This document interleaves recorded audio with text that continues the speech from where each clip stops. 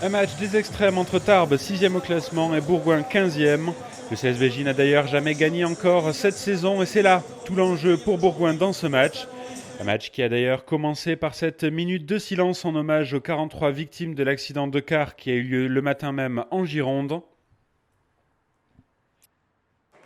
Et après l'émotion, place au jeu et c'est Tarbes qui engage dans ce match. Faute de pouvoir prendre le jeu à leur compte, les Tarbais vont se mettre à la faute au sol. Et Jérôme Bossuel va tenter d'en profiter à 55 mètres à gauche des poteaux.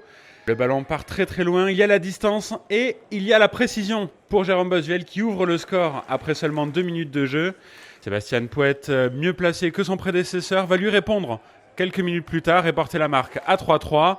Et Bossuel de 50 mètres encore lui ne va pas s'en laisser compter et marque encore une fois 3-6 pour le CSBJ qui prend les commandes dans ce match.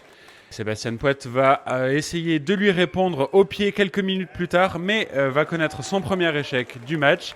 C'est le premier mais ce ne sera pas le dernier pour le buteur du TPR.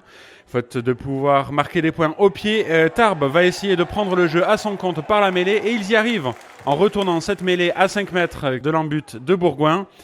Les TPR qui enfonce encore une fois la mêlée de son vis-à-vis. Et finalement Philippe Emanou qui s'échappe derrière la mêlée et qui va marquer tout en puissance le premier essai du Tarbes Pyrénées Rugby.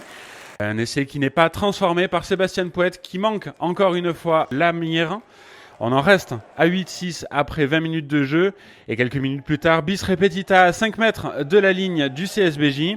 Les Tarbais qui essaient d'y aller tout seul avec, ici on voit Nicolas Vergallo qui tente de se faire la malle mais qui est repris à 2 mètres seulement de la ligne.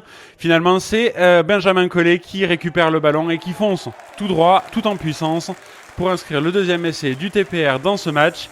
13-6 après 22 minutes de jeu seulement et on en restera à 13-6 après échec au pied de Tranier cette fois-ci puisque le buteur a changé au TPR. Un changement qui ne porte pas vraiment ses fruits puisque Tranier va encore échouer au pied quelques minutes plus tard et laisser pas moins de 10 points en route entre lui et Sébastien Pouette.